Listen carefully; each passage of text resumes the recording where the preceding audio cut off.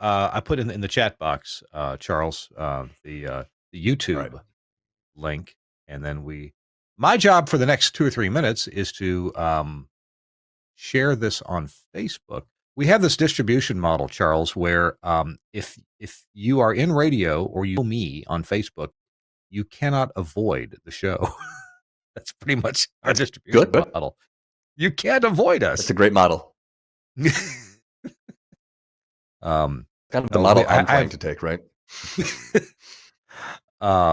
It's on the Guys from Queens channel on Facebook, and then I also put it on my personal page, and then I put it on the page for This Week in Radio Tech.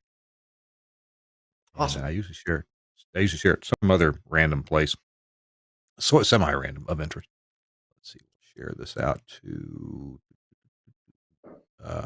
group broadcasting club, and one more place. Wish there was a way to one button automate this, but there's not, and I got to switch accounts and all this nonsense with Facebook. You ever checked out Zapier? You may be able to.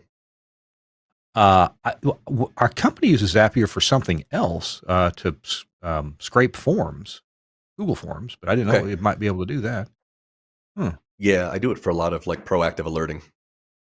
But yeah, it can absolutely like start streams based on certain times or activities.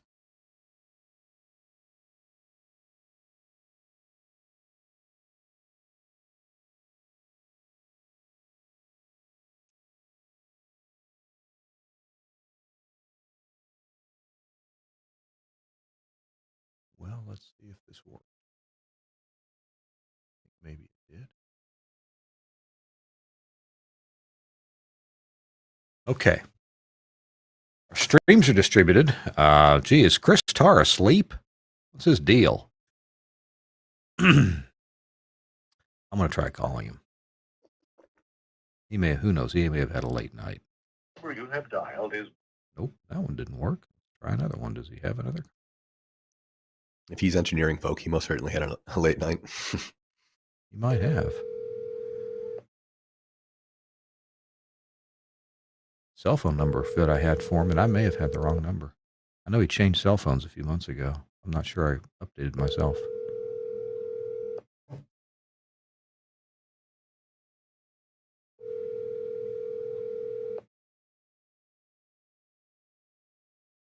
Sorry, we got 60 seconds to airtime. Hi, this is Chris. I'm sorry I can't answer the phone right now. Nope.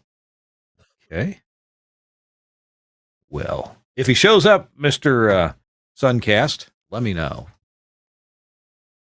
he doesn't, I can handle it myself. Is that a segment you guys do? Well, Chris is my co-host. When I first started the show 15 years ago, we had me and 3 co-hosts, and that was too many. So it whittled down to one. Only one guy really wanted to stay all the time, and he was with me for years. Sadly, a few years ago, he passed away. So I went out of respect for him, just because everybody loved him. Chris Tobin was his name. I did the show solo for a year, and it's nice to have somebody to bounce ideas off of. So I asked Chris Tarr to come back and be the more or less permanent co-host, and he agreed. And he said, there's sometimes when I can't do it. Usually Thursdays he's in his home office in Mukwonago, Wisconsin, but once in a while he has to work late at night, or it's a suburb of Milwaukee. Okay. Now let's see. I need to, since I might be doing the show on my own, let me real quick get the email in front of me so I have the sponsor rundown. I failed to go out and print it. No worries. We've all been there, brother. Right after the introductions and after we do a few hellos, I do have a first spot set, lasts about a minute, and then we have 3 more breaks during the hour. And it looks like I'll be doing a lot of ad-libbing for today's breaks. Okay, I will follow your lead, my friend.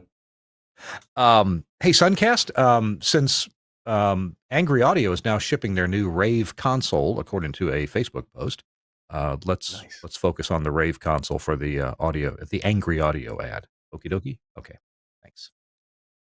All right. It's top of the hour. It's 4:00. It's 4:01 practically, almost. Um, I'm Kirk Harnack, and we're getting ready to stream this, to do the show live here. Let me get my camera fixed. Sorry, Suncaster, that messes up your capture. Had to fix that. All right. Episode 698, and we will start.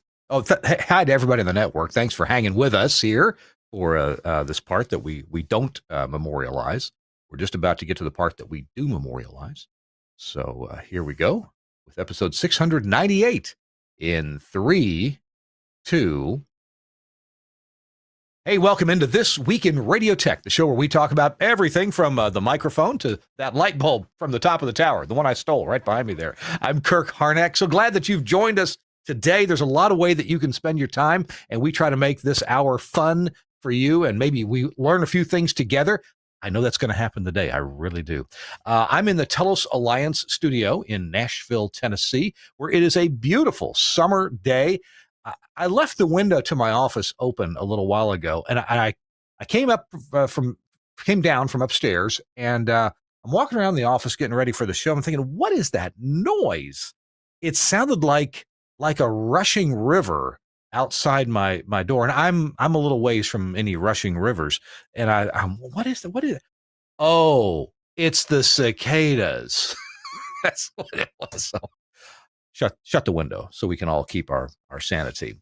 How are the cicadas in your area? Boy, they are something around here. And really, they haven't bothered me that much so far this year.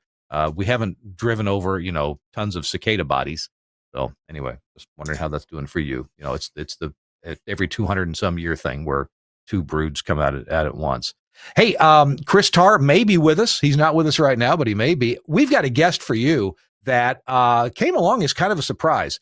Our guest today was suggested by a former guest on this show, and I'm so glad that he did, because we're going to learn some things today about IT as it applies specifically to radio, and I'm going to enjoy learning these things, and I really think you will too, because we've got an expert. Let's go ahead and introduce him. Chuck Helstein is with us. Chuck, welcome into This Week in Radio Tech. It's good to see you. Good to see you, brother. Thank you for having me. I'm glad you're here. And where is here for you? Here for me right now is in Sedona, Arizona. I'm up in the Red Rocks filming the show, looking out the window right now. It's gorgeous, man. It's like 90 degrees, not a cloud in the sky. So for some year, you were a disc jockey and kind of a good one at a rock station. Give me just a little thumbnail sketch about what that was about, that rock station experience. A good one would be debatable. I was there. They put me overnights. I did a pretty decent stint, a few years at a classic rock station down here in Phoenix. That was kind of how I cut my teeth. I also was a promotions director there, did some sales work. Literally, I've touched pretty much every aspect of radio I could over my career at some point or another. But then you left radio for some higher ground, and that higher ground, it's a name that we're all familiar with, and we all think of this famous cutesy tootsie race driver. Tell me about the IT job you had. Yeah, I've worked at a couple big companies, some hosting providers. I worked for GoDaddy, which is the one you're referencing, right? Everyone asks about Danica Patrick. She's a sweetheart to meet in person. She's great. I spent about 10 years there. I did a stint for a relatively large fintech company that you guys all use kind of in your daily lives from a security perspective. Worked for a startup in New York City called DigitalOcean. We still use them here at KAZM for a lot of our infrastructure. So to your point, higher ground. It was more like financially lucrative ground. And I headed for the hills. Radio's a thing, man. We've got the sickness, so we're back to it. All right, so you left the higher ground of the IT industry, came back down to earth to radio, and I understand that you had a little cash in your pocket, and you thought, I'm going to own a radio station. So tell what did you acquire? Yeah, so radio has always been a passion of mine. Obviously, if you go to school for it, you make it on the air. You've done more than 99% of the population. There's something about radio and its spirit that kind of calls to me, right? To be this hub for a community, or to be the thread that can bind a community together. Those thoughts have always really resonated with me. As I kind of away from tech thought into a different chapter of my life.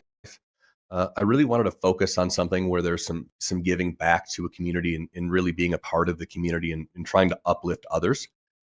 This station in this area seemed like the prime space for me to do that in. So your station's obviously call letters right behind you, KAZM. Yep.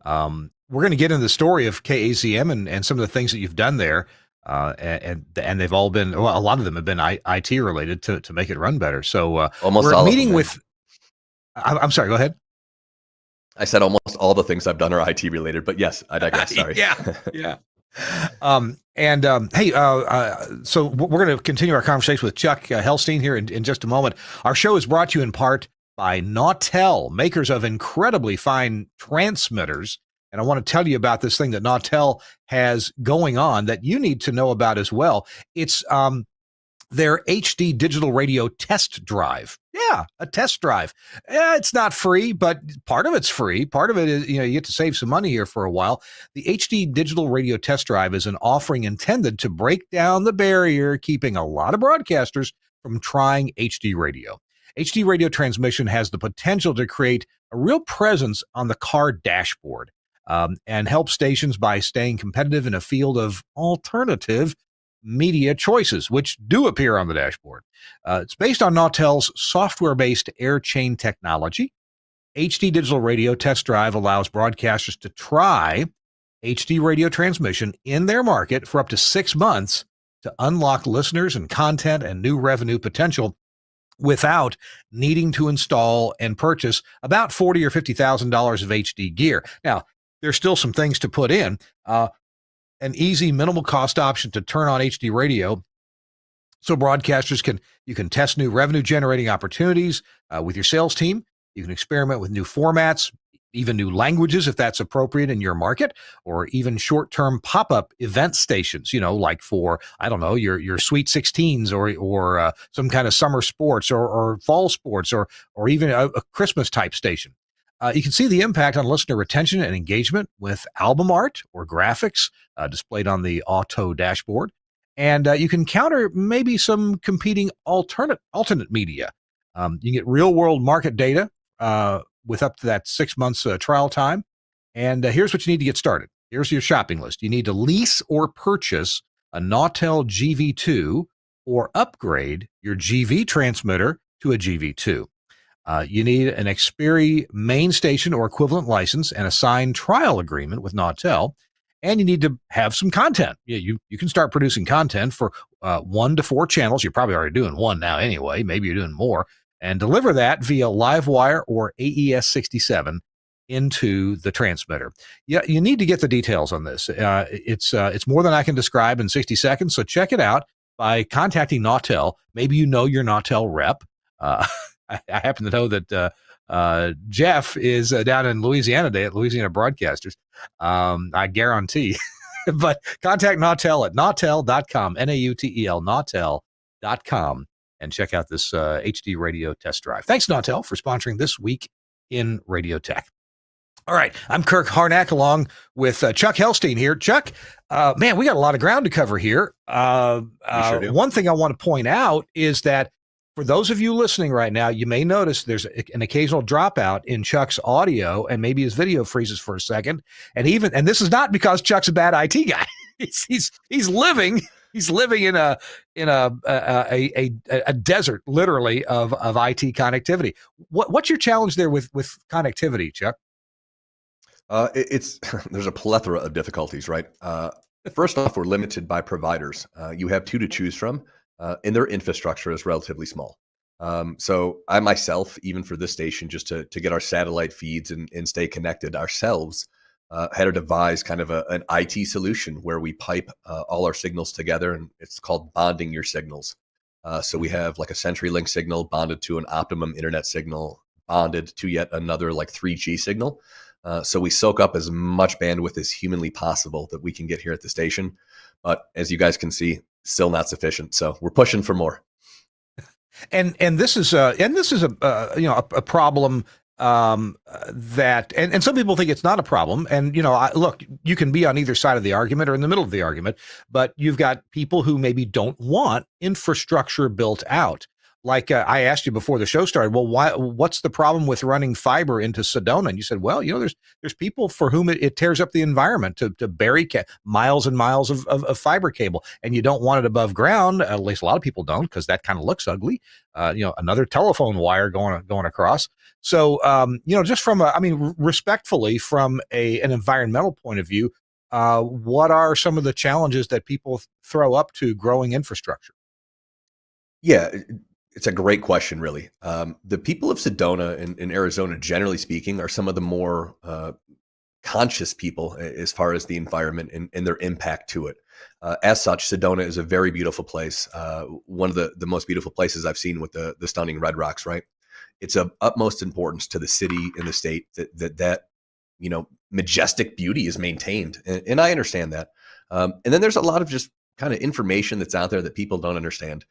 We were joking a little bit about 5G. That's kind of been a weird taboo topic. But because of that lack of understanding, it's a real barrier now. Like, we don't have 5G here, and I don't know that we're going to get it anytime soon. So it's an interesting kind of cross section of progress, maybe some misinformation. There's a lot of factors at play.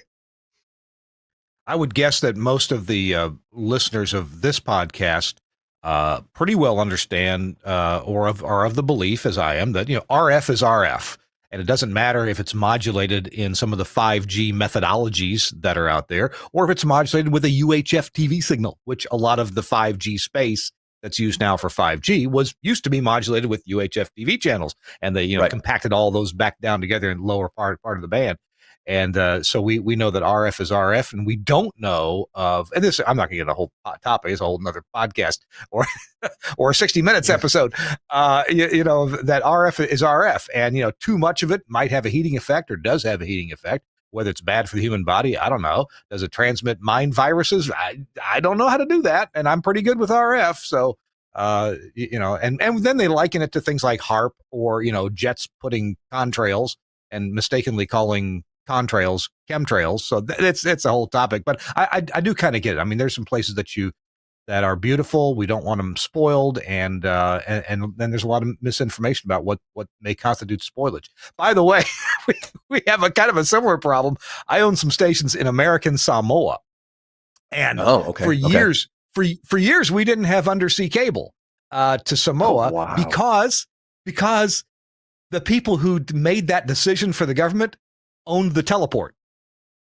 So, there wasn't going to be any No undersea conflict cable. of interest there. No conflict, not at all. So apparently New Zealand gave up on some old cable that was like 25 years old. And they said, hey, Samoa, you want to buy it? And Samoa bought it. They chopped it off. Please. They dragged it up, and it was really slow. Anyway, now they've run real undersea cable. But every time my internet goes out in American Samoa, my business partner, Larry, always says the same thing. Well, I guess a whale pooped on the cable. That's awesome. I don't know. Yeah. Anyway, back to you. Okay, I want to get into the IT stuff. We had a kind of a bit of a laundry list here. Where did I put it? There it is. You got that. When you bought these stations, what were some of the glaring things you said, okay, we got to fix this. We got to fix this. We got to make this better. How did you start your laundry list of what to improve? Yeah, I mean, I came in wide-eyed, bushy-tailed, and was like, I'm going to own a radio station. And then I started looking under the consoles, and probably literally within like 30 seconds, I looked to my friend and I said, it's all got to go. Like, we have to level it and start from scratch. For a couple of reasons. One, how do we see things? We're not necessarily young anymore. Myself and the folks we work with, we're cut our teeth on reels to reels, but that's about as far back as we go. I got a Collins transmitter sitting back there from 1960. So it's a stretch for me to be able to kind of understand all of this and really get, deep in the weeds. So I said, you know what, we've got to modernize. It's all got to go. And literally I picked a room. It was production room 2. And I said, this is the room we're going to cut in at. We yanked everything out, cable by cable, inch by inch. Everything that was laid here in 74 came out, and we started anew. And kind of that was how we began our journey. And being current in 2024. We're going to get to the studio and audio gear because you've got some interesting stories to tell about that. But I hadn't even thought to ask you about transmitters. Did you replace the Collins transmitter? And if so, what are you using now for transmitters? So I did not replace it. The Collins now serves as a backup to a Nautel. Okay. The Collins, though, like, if you've ever leveraged one of these or tried on, but for me at my age and in my experience, when it started arcing, I literally like hit the floor and fell backwards and went like, oh my God, I'm going to die now. So I did not expect that. But no, it runs, and it's our backup transmitter in case anything happens with the Nautel. Yeah, I'm debating whether to keep it or not, but we'll see. It works. It's functional. Yeah, so now, are you speaking of the AM or the FM or both here? yeah. So my AMs are the Collins and the Nautel. I use an American Amplifiers Technologies amplifier or transmitter rather for my FM. Gotcha. Okay, good deal. All right, well, let's move to the studio gear. We're going to have to go cover this topic of you've got a facility that doesn't seem to contain much Microsoft branded code in it, and I want to hear about that stories. I'm purposely being vague here to let you pick right up and run with that story because that's amazing. Most radio stations have a whole lot of stuff from Redmond, Washington in there. Yes, sir. Again, when we looked at that station when we first got here and we said, okay, everything's got to go. And I said, let's lean on this tech experience. What have I seen? Over the years, I've seen Windows machines that were vulnerable, hacked, exploited, literally countless of times.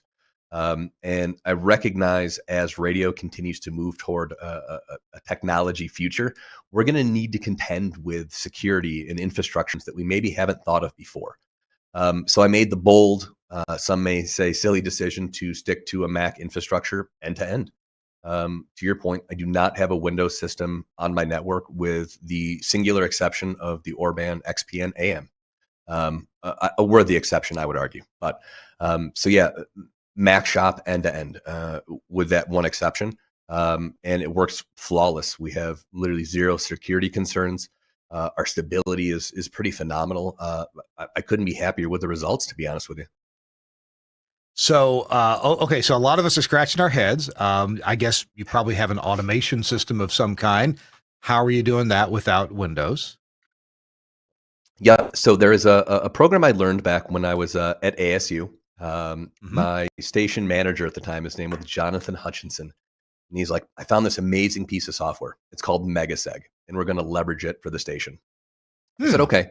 And so I used it. I loved it. It was super intuitive, very Mac centric as far as how it looks, how it feels, how it acts. And I was hooked. Like I've used other like SAM broadcasters and all the other suites and services, obviously, in my time. Megaseg seems to be the most logical, straightforward approach that I've seen. So it's kind of our hidden weapon, if you will.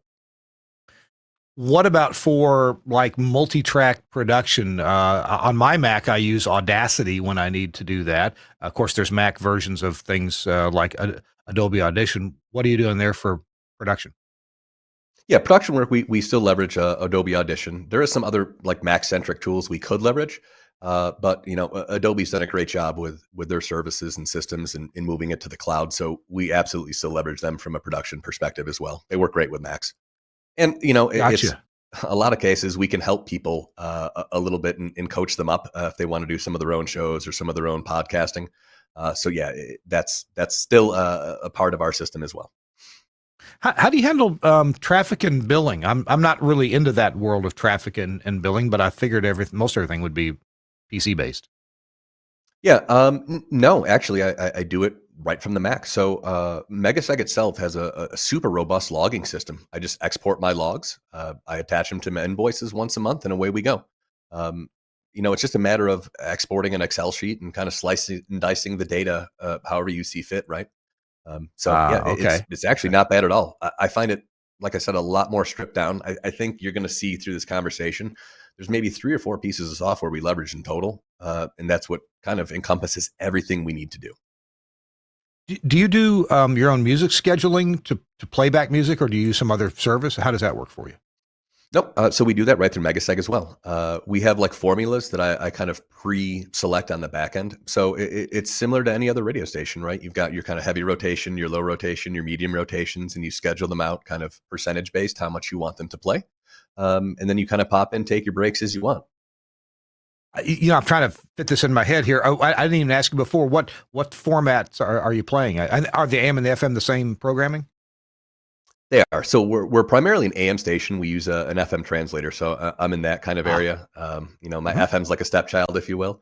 But yeah, so we're playing primarily we would call easy listening, or actually known probably now as yacht rock.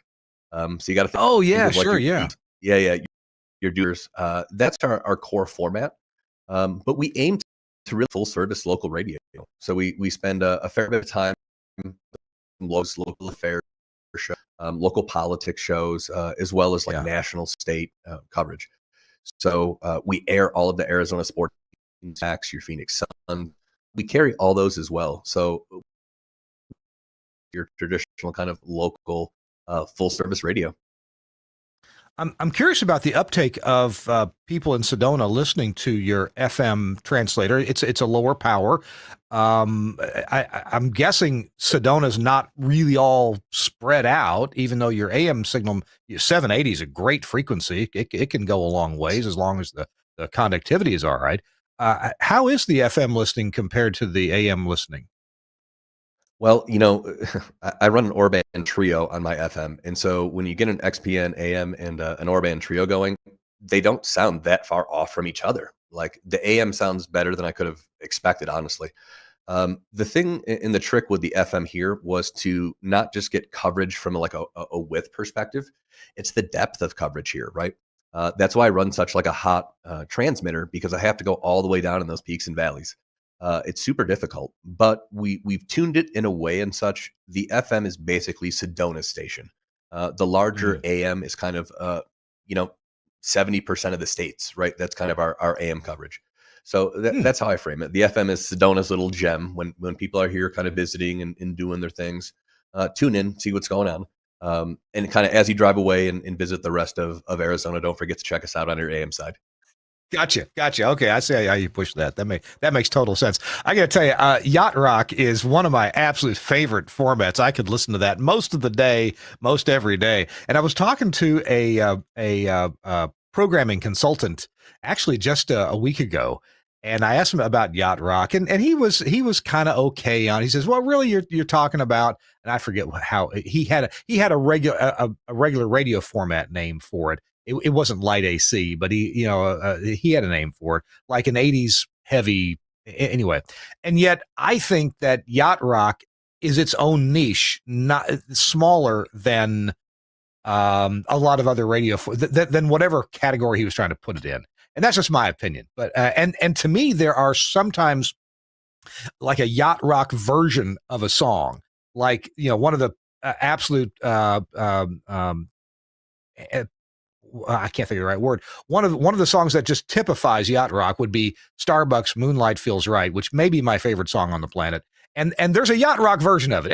It's just an extended version with lots of repeats of the drum line and the not the xylophone. What's that thing called? The marimba. And so I like that kind of stuff. I also would like there's a lot of Brazilian versions of Rolling Stones songs and things like that have females singing the Mick Jagger part. And to me, these are Yacht Rock too. I don't know if everybody else considers them that way, but they sound good when you're driving around Miami Bay, in a boat, because I've gotten to do that. Anyway, tell me about your version of Yacht Rock. What's your envisionment for that? I was going to say it's a difficult thread to fit in the needle there, as it were. When we first went on the air, December 1st, we were like Yacht Rock and Yacht Rock only.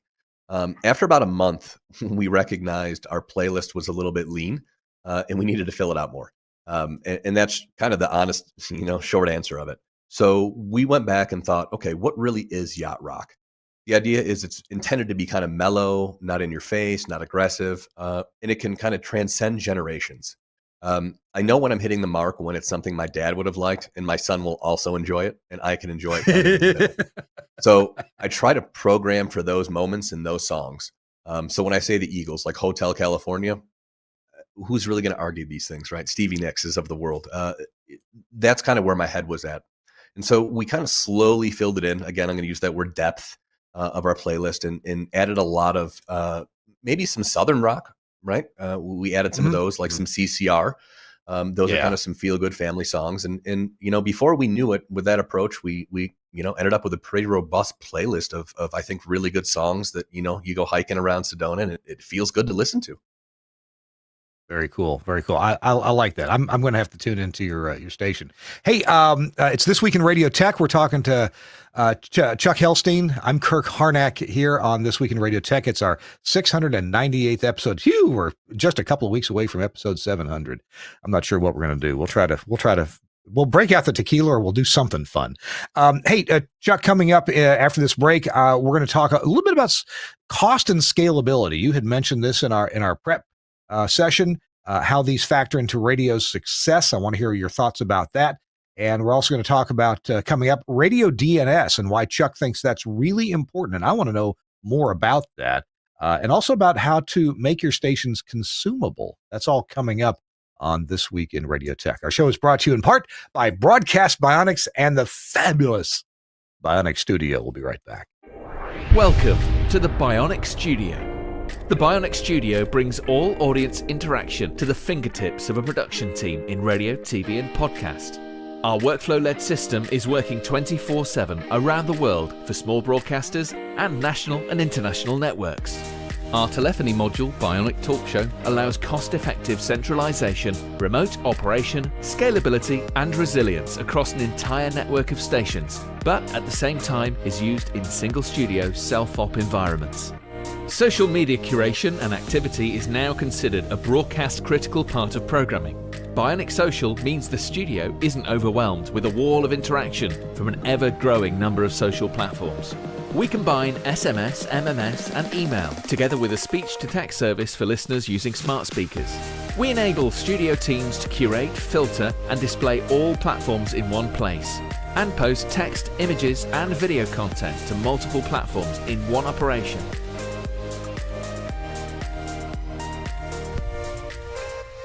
Effortless collection of video content with Bionic Director has helped position some of the world's most successful stations as leaders in viral content, generating appointments to listen and free marketing via retweets and shares.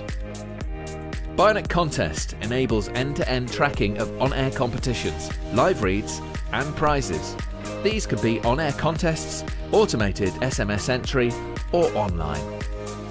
Anywhere, and Skype TX for Radio brings high-quality audio and video contribution into the studio with ease.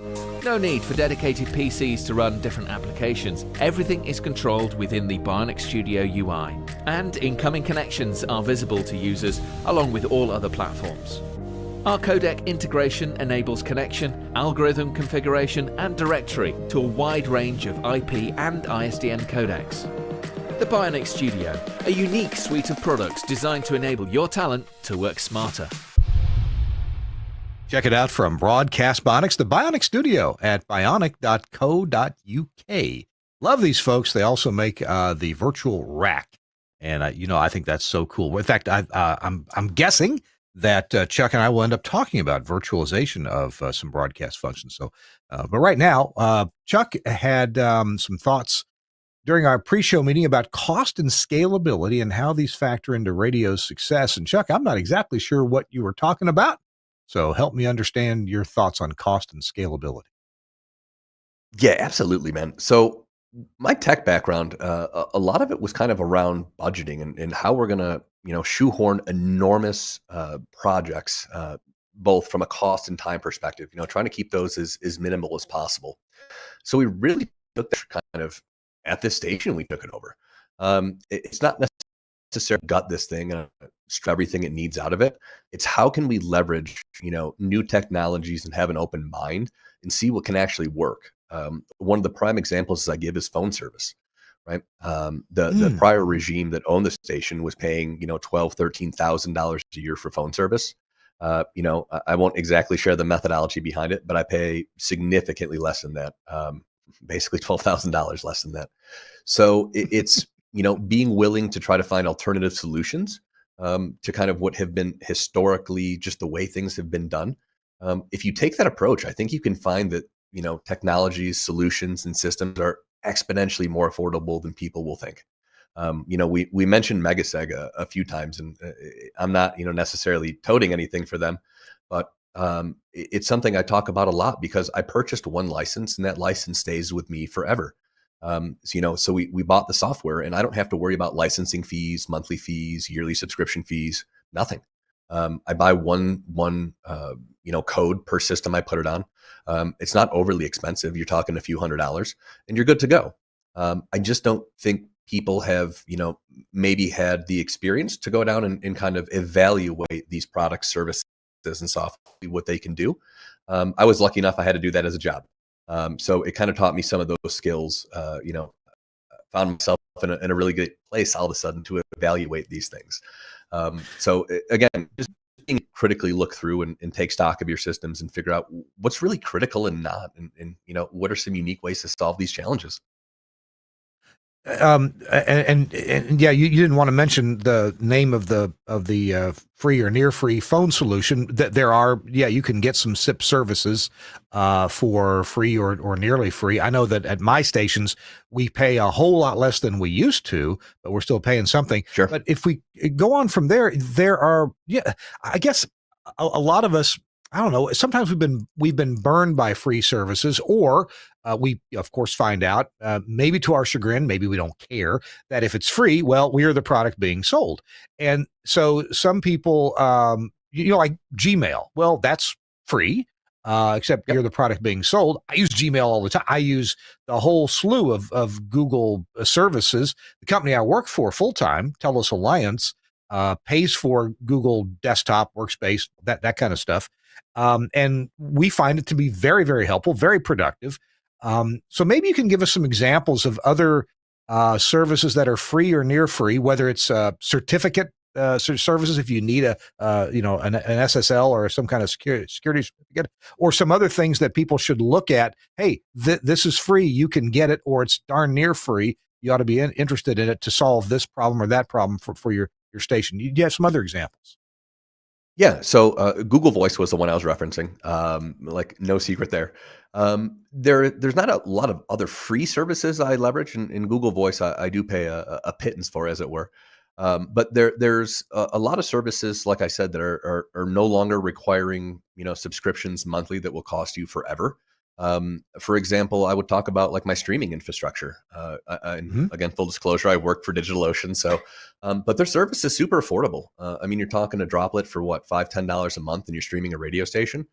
Those are super scalable. I think you and I talked in our pre-show meeting about servers being dynamic. Have them scale up and scale down based on traffic demands, kind of automatically in the background. That is a little more technical. But if you can overcome those hurdles, you find yourself with you not paying for any server space that you're not actively using. And so the costs stay relatively low. My whole streaming infrastructure probably cost me something maybe like $20-30 a month. I'm running 4 different streams, and they're resilient in and of themselves, right? There's our main one, and there's a cover for that main one, and there's a secondary and a cover for the secondary. It was really easy. The software that I put on those servers was in fact free. It's open source. So anyone can use them. There was no subscription model there. So it's there. You just kind of have to know where to look to find it, and really leverage those examples when you do find it, right? Like take it to the house and make the best use of it you can, and get some savings from it. I guess I tend to find that when I'm implementing solutions, looking for solutions, a lot of us are of the mindset that, well, if we pay for it, then we're probably going to get some support, and maybe it's worth paying for. But it is nice to find things that cost next to nothing or a very pittance amount. I'm familiar with the droplets that you mentioned, a little bit of server space at DigitalOcean. Yep. I had one for a while just to play with, a little playground, a little sandbox to play with. I'm not sure what I learned, but I learned that it was cool. I just wasn't quite smart enough to do a whole lot with it. You know what? It was an article that I read. A guy had a package that you could install that would give you, I think, Rivendell automation, Linux based automation, and he had you hit a couple links and it would install for you at DigitalOcean. And so I was playing with that for a while. But I'm sorry. Let me get back to my question. I hate to spend time going down a rabbit hole that doesn't lead anywhere. How can I maybe discern the wheat from the chaff in terms of things that are worthwhile exploring and putting some effort into that are free or close to free versus other things that that's just not going anywhere. You don't need to do that. Do you have some discernment that I could come up with, or I can try. Yeah, I could give you some prescriptive advice potentially, right? So yeah, that's the word. That's the word. Yep. You have to kind of take this though in the right context. So I have to again harp that I'm a Mac only infrastructure. So when I needed to figure out like how to do virtualization or send audio places, my automation system can't do that. It turns out there's only, one or two programs that are actually done on Mac that can do that. So in a way, the choice is kind of slim and made for you. It's not very expensive. I think it's $29. It's a program called Audio Hijack. And that's how we ship audio all around the studio between all different rooms. That's basically, the PC version of Dante, except it's on Mac. A virtual board. That's effectively what that is. It's just on Mac, and it costs us $29, right? And so, maybe free is the wrong word, but again, these are massively lower rates than your typical commercial stations are paying for any of these softwares or abilities. Audio Hijack for Mac. Okay. All right. Yep. Audio Hijack is the company's called Rogue Amoeba. They have a whole suite of services, right? So we use Audio. We use another program called Loopback Audio. And these are kind of almost, I use that. Loopback is like your highest level. Audio Hijack is like and the Megatag is your automation that kind of flows underneath it all, right? And that we would call affectionately our stack. In the server world, you have like a lamp stack, right? And you set it up, and it's got Elasticsearch and all these goofy things. That's my radio. Gosh, let's see. Oh, I did want to jump back into something from your prior experience. And that was you worked with a radio service that did a lot of comedy. I've always thought comedy on the radio was a great idea, but I'm not sure everybody else does. I love to listen to comedy. Tell me about your experience with comedy radio. Yeah, so the gentleman I work with now, his name is Ryan. He's my production director. Him and I did a stint at All Comedy Radio, an AM station down in Phoenix. Gosh, I don't want to date myself too much, but probably 20 years or so ago. It was great, man. It was a really fun genre. It almost kind of reminds me of what radio maybe was in the 80s or the 70s. Jocks just literally having fun, kind of spitballing back and forth. It was a great experience. It was one of the more fun, goofy radio experiences we've had, where you could really just kind of let it go as a personality and kind of say what you want to say and experiment a lot. It was nice. It wasn't your typical air checks after the fact, right? Where the program director sits you down and has a little whip the dog session. It was more like, you could have been more creative there. You could have pushed the envelope there, And I'm like, what? Really? Oh, all right, I'll give it a shot. Now you're opening my eyes. See, I thought All Comedy Radio would just be you playing back old Bill Cosby records, or maybe Rodney Dangerfield. But it sounds like the on-air talent live was also doing some comedy.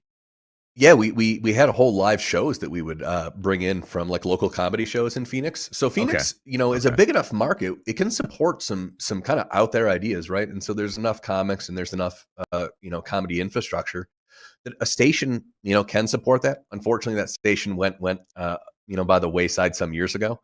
But Sirius XM, for example, does a really great job with all their comedy programming. I mean, it's just comedy after comedy after comedy, and I agree with you. I think it's a really good radio format in general. I could probably listen to hours of Stephen Wright over and over again, but that's just me. We would find ourselves, right? We'd have to leave and we'd hear an old show and we'd be like, oh, this Andrew Dice Clay thing's amazing. Like, we should stick around and listen to this real quick. Yeah. On the comedy subject, not that anybody cares, but so much comedy is designed only to be told in the language in which it was written. Because it depends, so much of our comedy depends on double entendre, especially dad jokes. So in other words, jokes often don't translate well to other languages. And so when my wife speaks Spanish, that's her primary language. And when I was dating her, we both enjoy comedy, but I was trying to find things that, would translate for her. Stephen Wright jokes translate usually very well because there's very little double entendre. Work, right? They're all thought jokes, right? So I have a similar. Yeah, my wife is also from a Spanish-speaking country, so I feel you on that. Sometimes my jokes don't quite hit as I expect.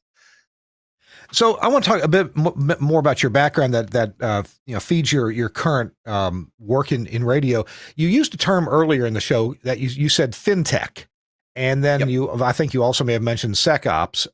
Talk to me about what these two areas of expertise are. What is fintech? Fintech is just a different sector of the internet. That would be financial technologies. So your PayPals, your Stripes, those companies of the world, right? They fall in the category. SecOps, a role that it occupies within a fintech company, right? What security ops effectively is kind of your front lines of your military in a way. They're monitoring the network and everything that kind of orbits around your business and trying to ensure that any attacks are dealt with or pushed back or refuted, as it were, and ensuring overall health of the business and the network from a security perspective. It's fairly all-encompassing and pretty intense. Gotcha.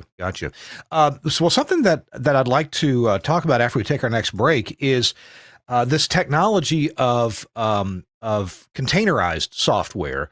And even if you're not using any of it there, maybe you can talk to us a little bit about how that's going. My employer, Telos Alliance, and as well as a couple other companies, are offering various broadcast infrastructure products in the form of containerized software. And I'm using some of this myself at a radio station in Oxford, Mississippi. It's an alt-rock station, and we're using an audio console that runs in a Docker container on a Linux machine. We also have a phone system that's running in another Docker container on the same machine, and it's working out really well.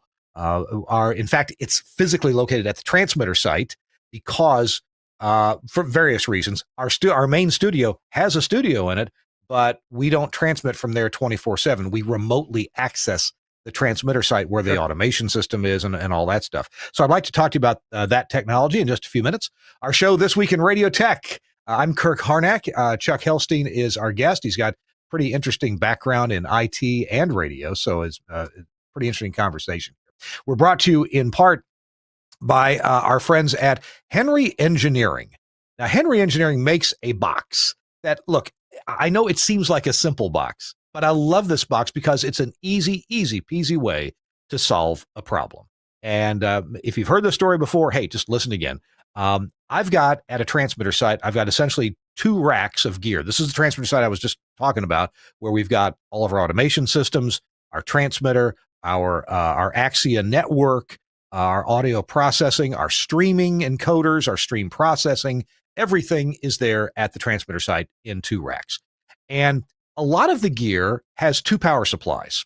So we have some Dell servers, some refurbished Dell servers. We've got a newer file server for the automation system and a few other pieces of gear that have 2 power supplies. So, hey, no problem. I take one power plug from each piece of gear and plug it into a power strip that's run by a UPS. And the other one goes over to what I call shore power or commercial power.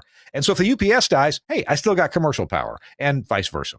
Well, I've got a whole bunch of other gear that I really want to stay on, but they only have one power supply. Now, most people will just plug that into the UPS. Well, guess what? The freaking UPS has died a couple times. We bought a UPS unbeknownst to us, spent plenty of money on it. It doesn't, if the batteries in it go all the way down, when the power comes back on, it doesn't come back on. How about that for sucking? That's terrible. Well, we're getting a different UPS in there, and actually, I've already taken that one out of the rack. But we can still have the power be off long enough to get rid of, for that to die down. Well, what I've put in place is a power strip that's run by one of these Henry Engineering back UPS boxes.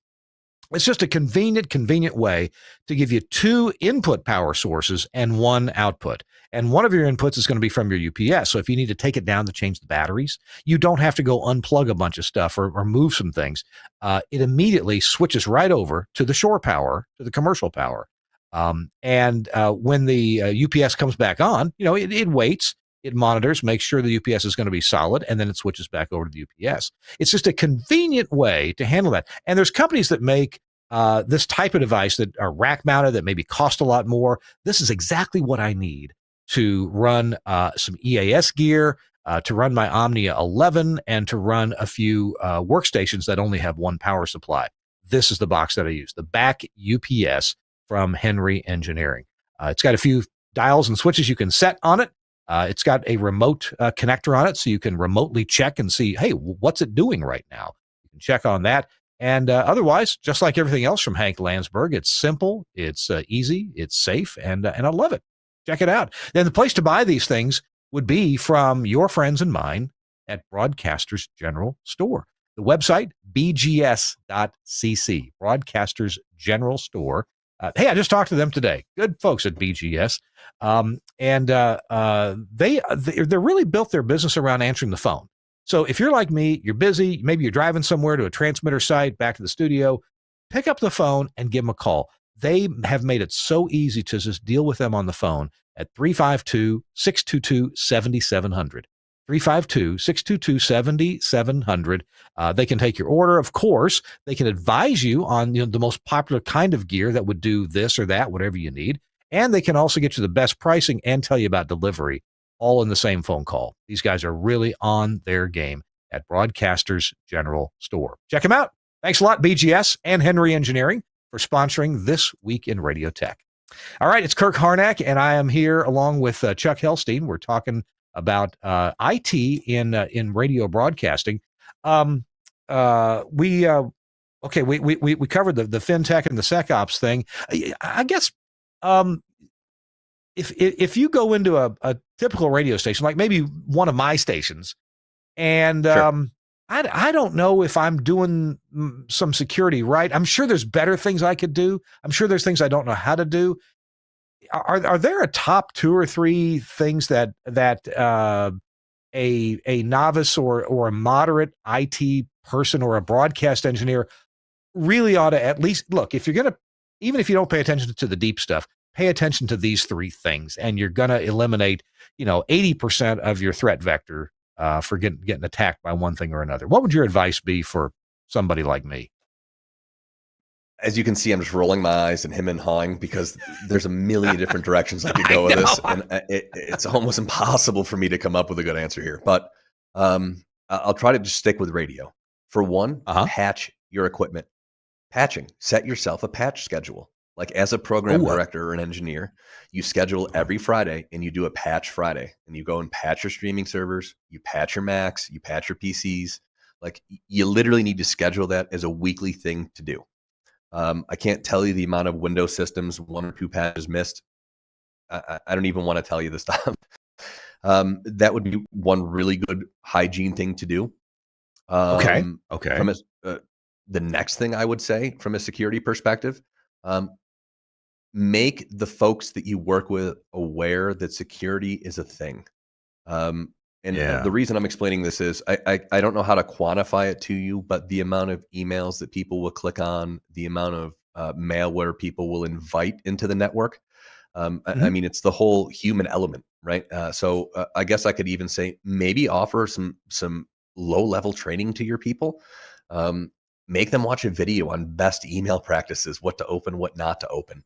I've watched Fortune 5 companies literally fall because a C-level suite person clicked an email. Yeah. The third thing I would say, also just kind of from a general perspective, is make sure that the systems you're using, you're only using them for the intended purpose. And I know that may sound nebulous, but I go into a lot of stations, or I'll talk to a lot of people, and I'll see their setups, and I see them using their Windows machines for 20 different things. You're playing with fire, and I don't think that's a great idea. We have one Mac per studio that does 1 or 2 tasks only, and that is it. If you're trying to run 30 different programs, you're going to start having like collisions within programs. Yeah. Yeah. It's just not a good idea. So I would try again, take a very minimalist approach where applicable. Don't let anybody be getting their email on the playout machine that's playing your songs. Yes, that would be a really bad scenario, and I've watched that scenario because that's the direct access. That's your entry point network in Windows. I want to say 10 years ago, a couple pieces of advice that I've mentioned here before. 10 years ago, this was applicable, and I don't know what the current analog would be. So 10 years ago, somebody told me, look, don't let people run as administrator on Windows, even though that may be the default with whatever Windows was being installed back then. Make them a user account, make people run as user, don't let people run as administrator. And at the time, don't use Internet Explorer. If you disallowed those two things, just those two things, you would do away with a huge amount of the threat vector. You weren't totally safe, but that was where a lot of things were happening, using Internet Explorer and running as administrator, both of which were the defaults in Windows at the time. Now that was 10-year-old advice, and things are better now in the Windows world. So I guess I was wondering if there's any, more current, like, okay, here's two things that are an often a problem, but you said that often it's the people. I did some, maybe you can suggest if there's a service. I did TV weather for a while, and I was big company, Meredith Corporation, owned the TV station that I was doing the weather at. And they had training, and they would even send out test emails to see if you'd click on it or if you'd click to report that email. And you got brownie points if you click to report. Hey, this looks scammy. Is it? Well, you're right. It was scammy. We sent it to you, and you passed the test.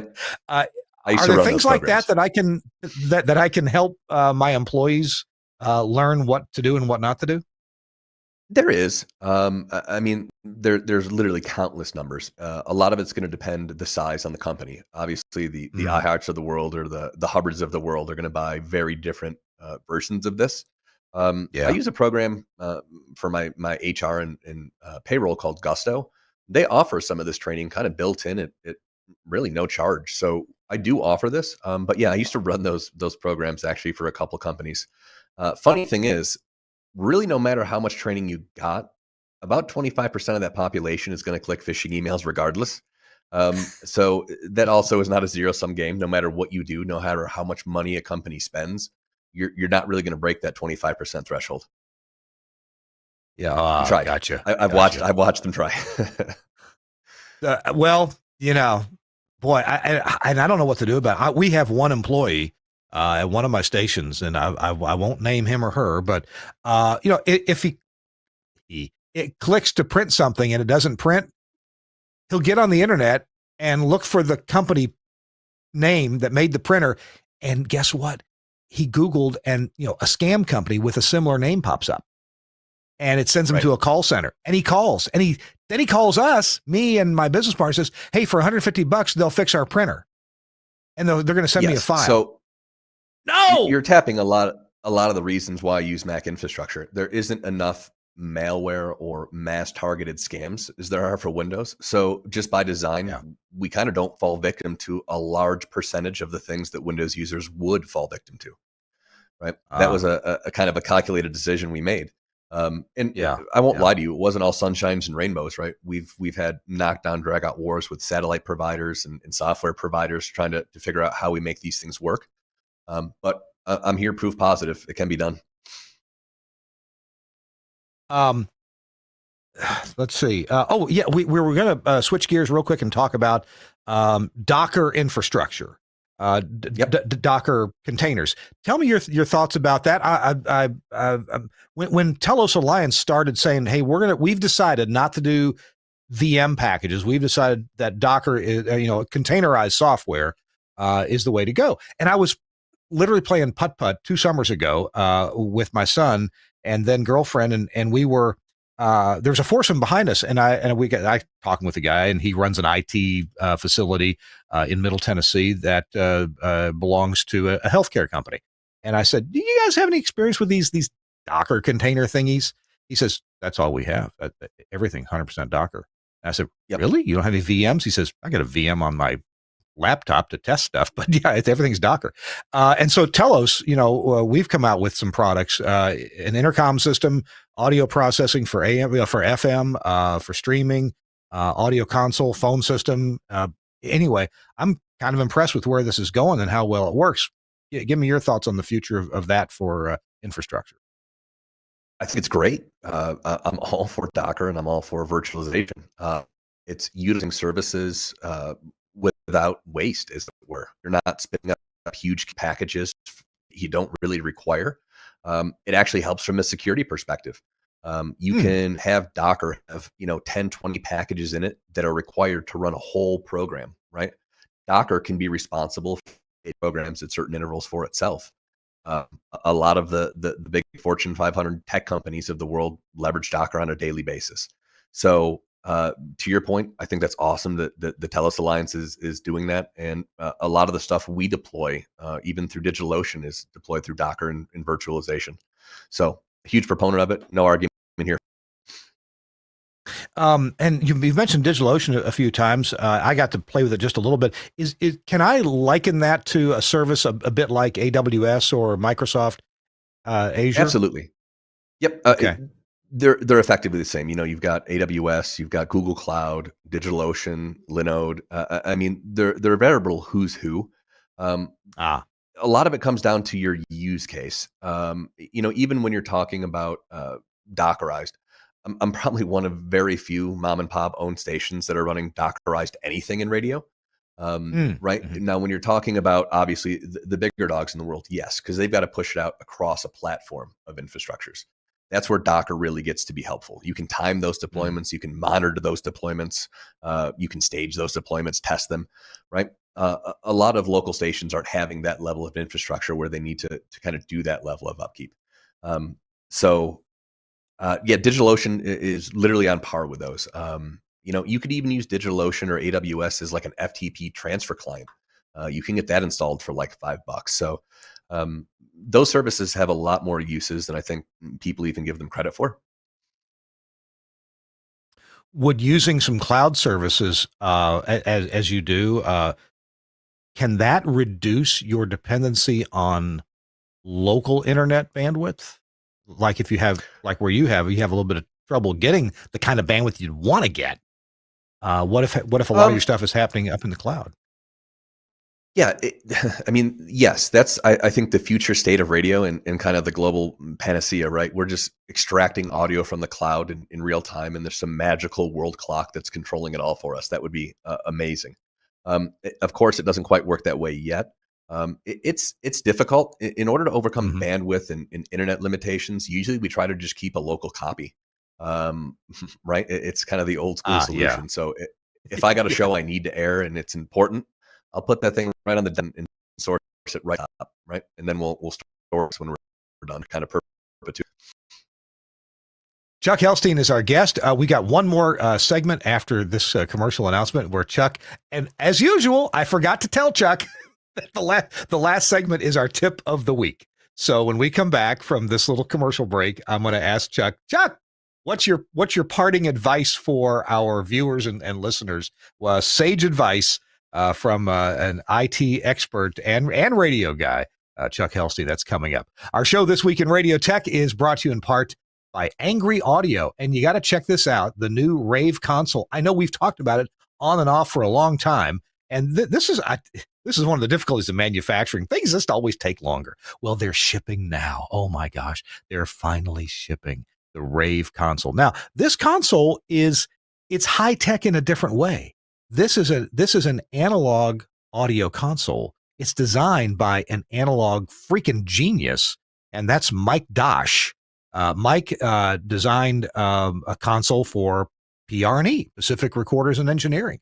Mike is a recording engineer himself. He's also a musician. Michael understands really high quality audio, and you know he builds really cool stuff. So this is an analog console. It has the cool Studio Hub connectors everywhere, except for the microphones. You do get XLR connectors for your mics, but you can also go in with Studio Hub.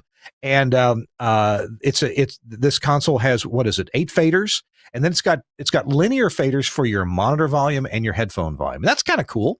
It has just the right amount of features that you need for a small studio. Even if it needs to be super high quality, you can run a network with this. You can run a network show because the quality is just super, super high.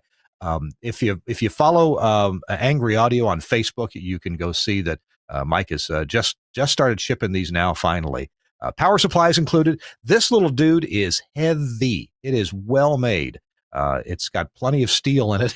It's a really nice little audio console. Full throw faders for monitor and headphone volume, and full throw faders. They're not miniature faders. These are full size faders. It has 2 mix minus outputs with talkback on them as well. It's got up to 4 mics coming into it. And a couple of the channels are switchable between, the RCA, they call it the IHF standard, between RCA and or line level balanced inputs. And the mic preamps are just clean as a whistle. They are just so cool. And it'll provide phantom power if you need that too. Check that out. The Rave console from Angry Audio. By the way, it was a winner, best of show from Radio World at this year's NAB show. Angry Audio, the website angryaudio.com. Don't get mad at bad audio. Get angry. And the bad audio goes away. It becomes wonderful. Hey, the other thing I want to tell you about is from Max Connect. Max Connect, we've talked for years about their wireless offering, their 4G LTE service that's a cut above everybody else's. Well, they have this box that is very useful for FM audio processors that run on a PC.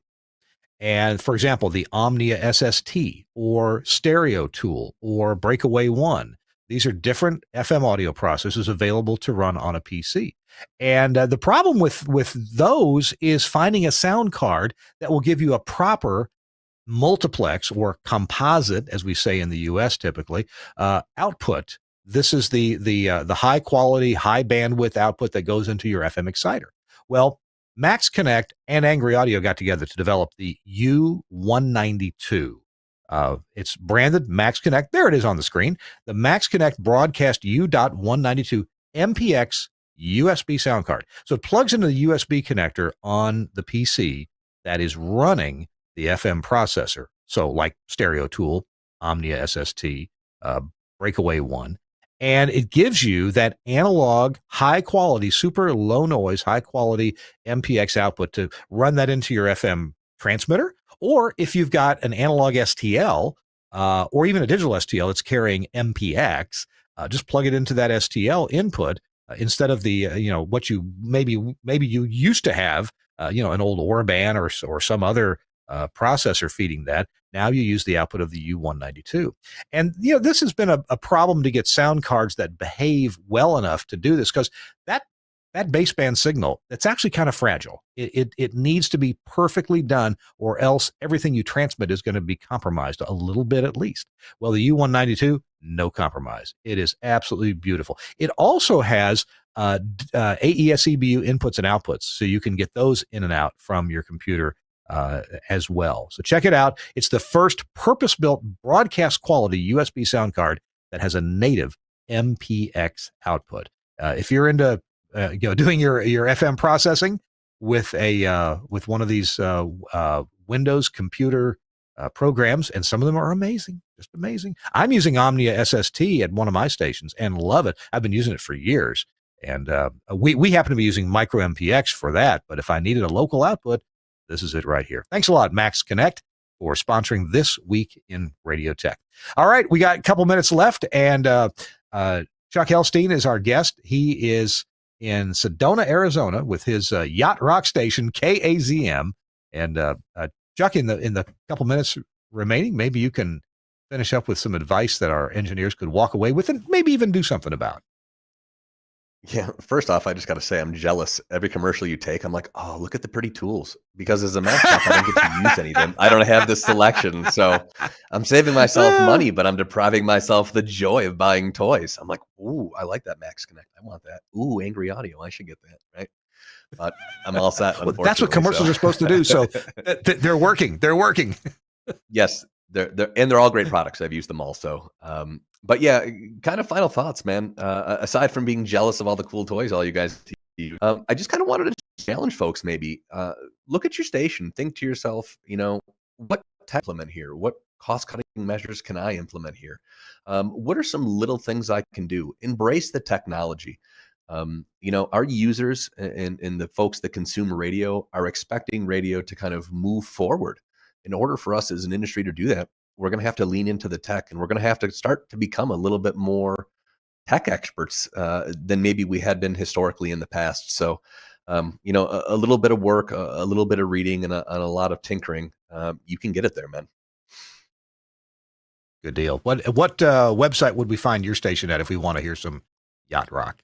Absolutely. You can check us out at mellowmountainradio.com. I had trouble spelling that before. Let's see. MELLOW, mellowmountainradio.com. There it is. MELLOW. Yep.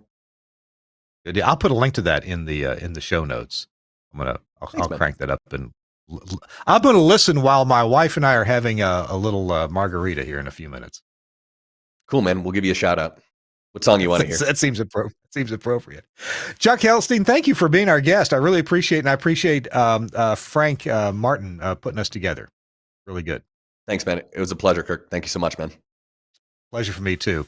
Thanks a lot. And next week, what do we have next week? We've got, I should check on this. I got a guest for next week. Let me go look real quick.